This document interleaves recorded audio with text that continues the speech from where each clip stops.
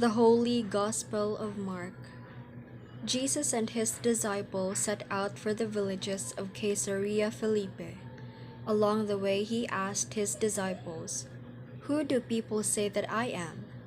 They said in reply, "John the Baptist, others Elijah, still others one of the prophets." And he asked them, "But who do you say that I am?" Peter said to him in reply, "You are the Christ." Then he warned them not to tell anyone about him. He began to teach them that the Son of Man must suffer greatly and be rejected by the elders, the chief priests, and the scribes, and be killed, and rise after 3 days. He spoke this openly. Then Peter took him aside and began to rebuke him. At this he turned around and, looking at his disciples, rebuked Peter and said, "Get behind me, Satan. You are thinking not as God does, but as human beings do."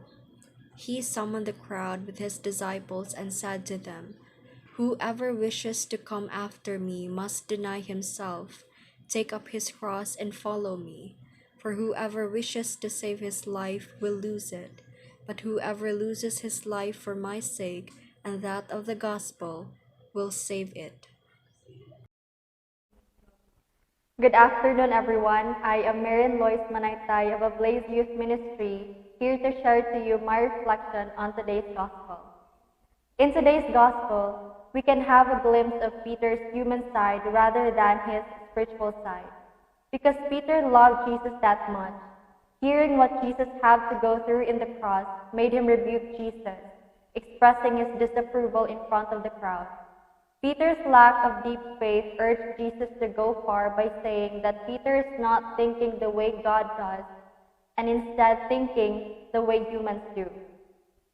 This gospel made me realize that it takes great faith to understand the mysteries behind God's plans for all of us. And in order for us to understand God's plans in our lives, we must set aside our human thinking and instead acquire the divine perspective on everything.